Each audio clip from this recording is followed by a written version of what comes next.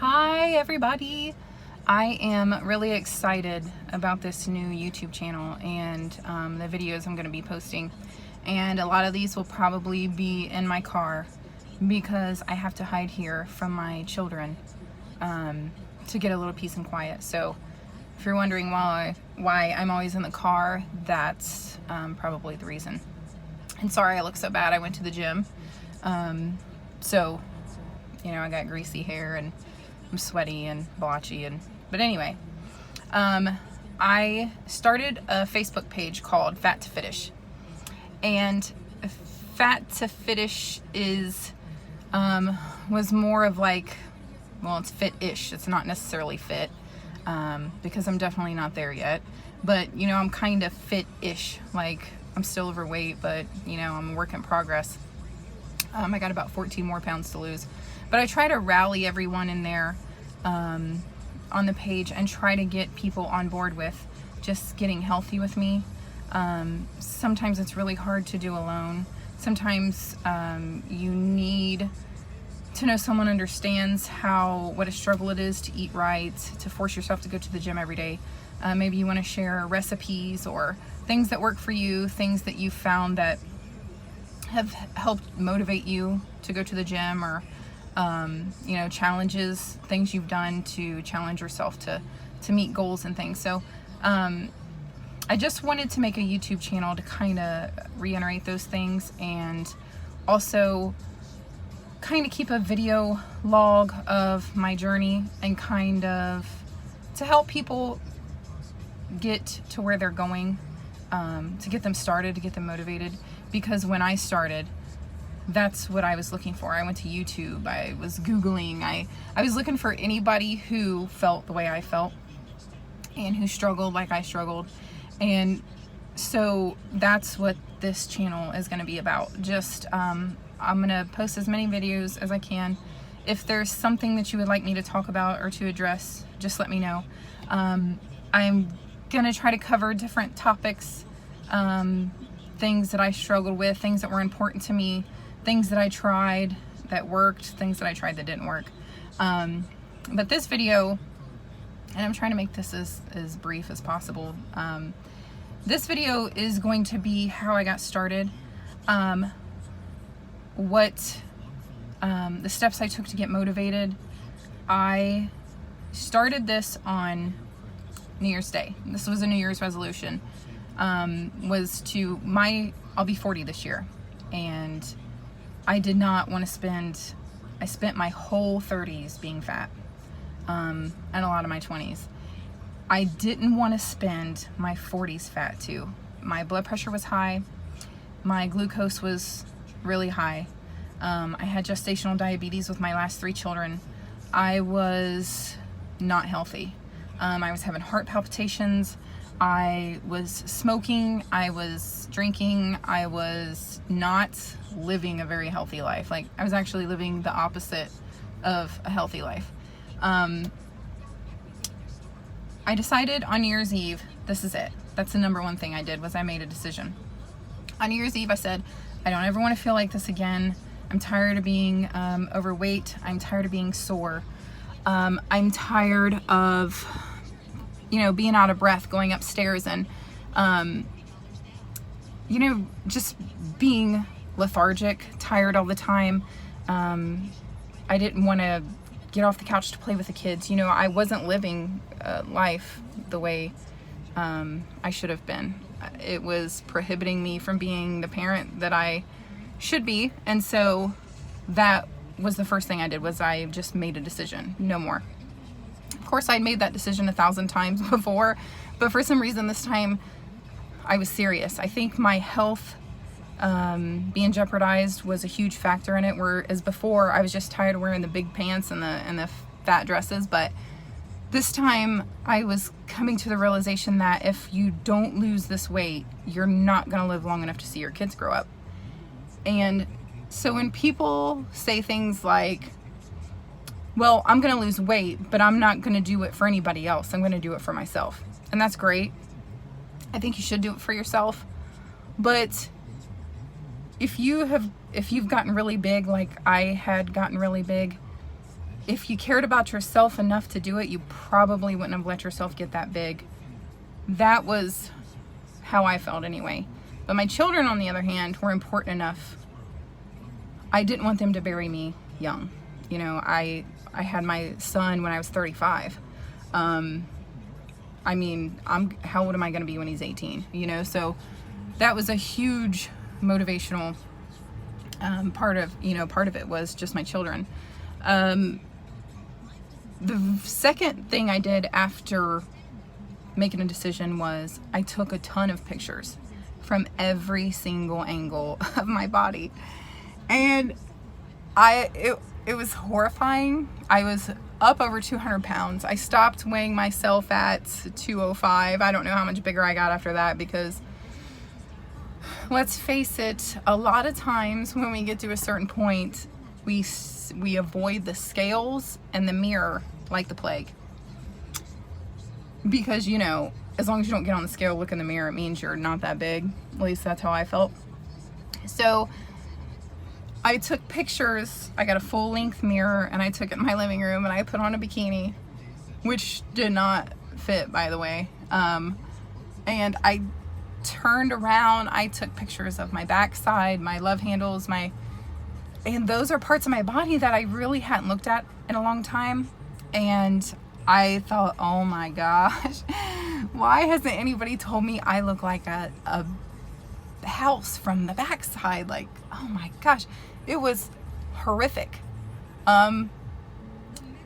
I actually sent them to some of my friends and I was like, oh my gosh, how could you guys let me get so fat? Why didn't you tell me I was this big? I was completely in denial on, you know, the way I looked. And I mean, I knew I felt bad, but I was like, oh my gosh, how did I not notice this? I mean, I felt like I just, you know, woke up fat one day. So I took pictures and I measured as well. And you always want to measure, because those weeks, especially if you're lifting, when the scale doesn't move, you need every other week or sometimes every week. I measured and I also took more pictures. So I have a ton of fat pictures on my phone, but when the scale didn't move, but the measuring tape and the pictures looked different, it kept me going. It kept me motivated. So always don't just look at the scale. Even if you're not lifting, just you're gonna need to be able to look back at those pictures and the measuring tape and know that you are still progressing. After I did that, my New Year's resolution was, number one, to give up alcohol and fast food. I wasn't drinking every day. I wasn't getting drunk all the time, but I did notice that if I had a few glasses of wine at night, that the next day when I woke up, my sugar levels were all out of whack and I would crave sugar like crazy. And if you're anything like I would say most people who drink sometimes, food tastes, especially bad food, salty food, greasy food, it tastes 1,000 times better when you're hungover. It just does. That's why one of the biggest drinking nights of the year is the night before Thanksgiving, because people know that. So I would have a few glasses of wine before, and I would not only want to eat like crap the next day, but I would be completely unmotivated to go to the gym. So I knew there were certain things that I had to give up completely. The things that I picked first were alcohol and fast food. So for 30 days, I had no alcohol, no fast food. During that 30 days, I started just making little changes. I had been living an unhealthy lifestyle for so long that I didn't know if I could give it all up at once, and I was already sacrificing alcohol and fast food. So, you know, just little things, just making better choices here and there. I gave up some white bread and, you know, white potatoes, and I went for a walk sometimes, and I wasn't signed up at the gym yet, and I would just, you know, kind of just starting small. Another reason why I wanted to do this also, which I forgot to say in the beginning, is I'm about as normal as they come, regular, meaning I have 5 kids. You know, I don't have a personal trainer. I don't have someone cooking and prepping my meals. I didn't know what I was doing in the gym. I don't have any gym equipment at home. Some months I wasn't even sure if I could afford the $20 for my gym membership. So I didn't have a lifestyle that, promoted a lot of, even buying healthy food at the grocery store. It's expensive. People say that it costs the same to eat healthy, and that's a lie. It doesn't. Just in produce, it doesn't compensate for what I'm not spending in junk. You know what I mean? So I feel like since I'm such a regular person, with 5 children, it's even just finding the time to get to the gym, to work out, it was a decision that I had to make, every single day. And I started looking at my health as my job. I know some people who are extremely unhealthy that go to work every single day, that make sure they clock in on time, never late, completely punctual. But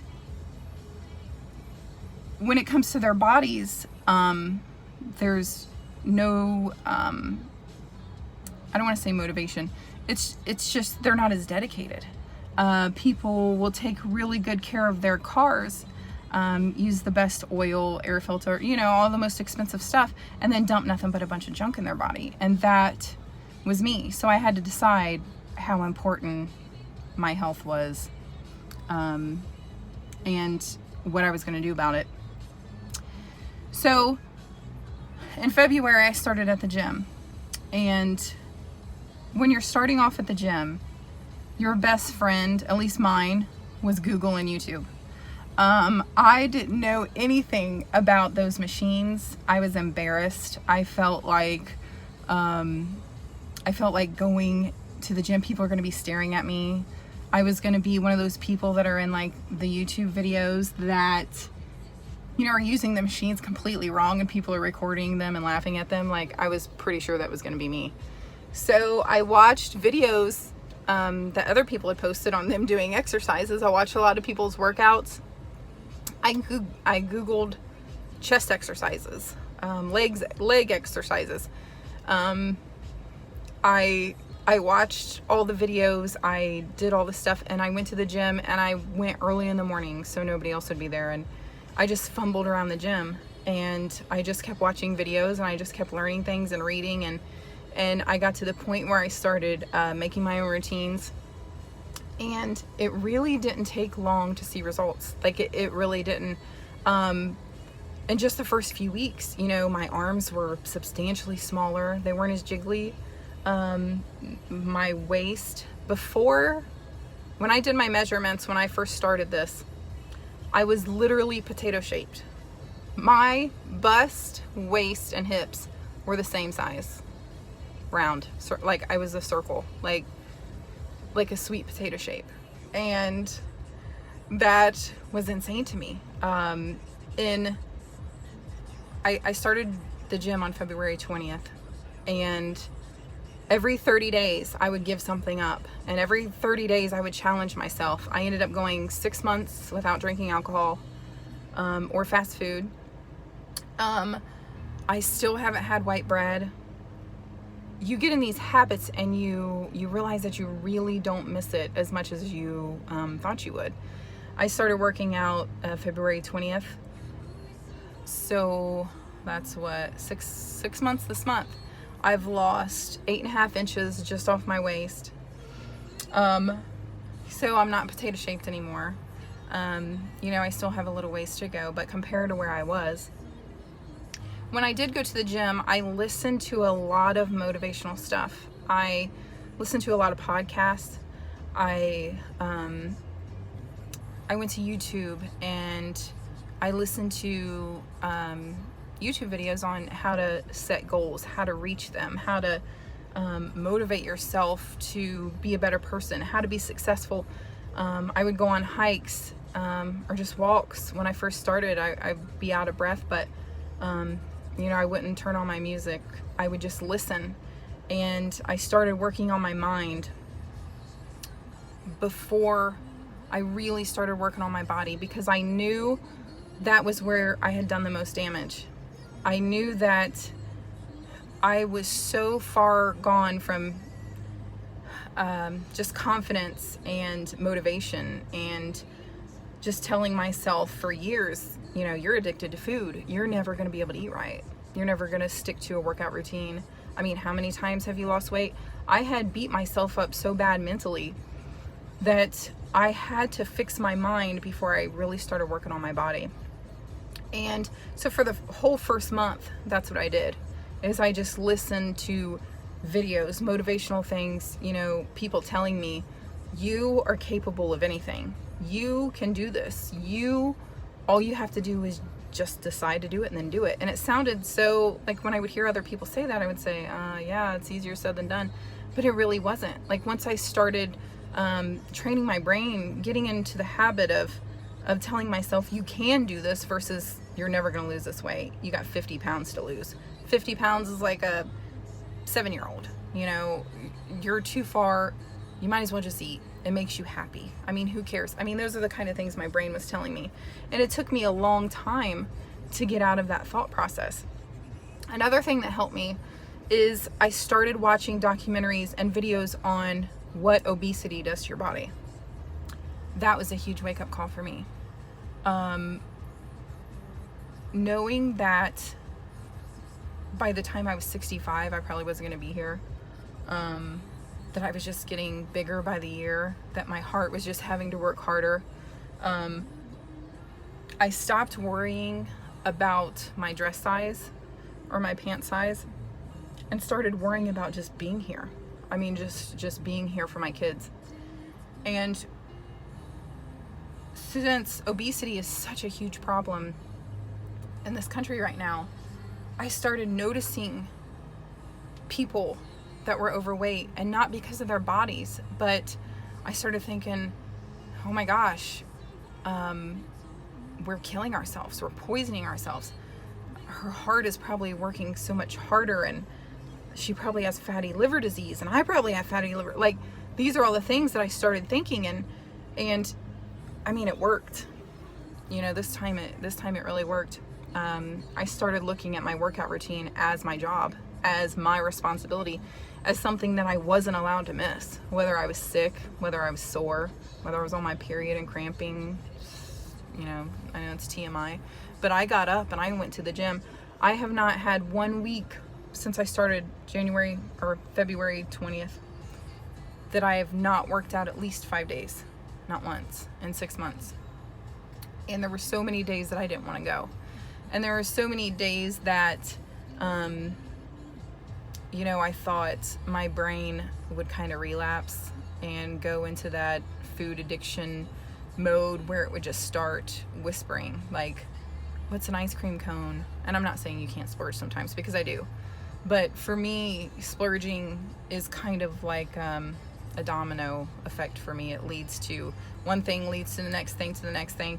Then I'm having wine, then I'm not getting up and going to the gym, and it snowballs. And I've learned for myself personally that I can't splurge very much. And I have to watch it. Like, it's like somebody trying to smoke one cigarette or just drink one beer. It's hard to do that.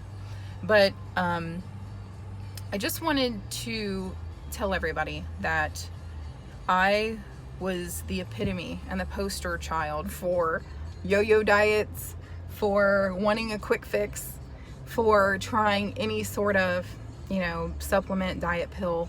You know, if it said you only have to do this workout for 12 minutes a day and you could eat whatever you want, that's what I wanted to do. I wanted the easiest, quickest way to lose weight. I didn't want to give up the things that I needed to give up.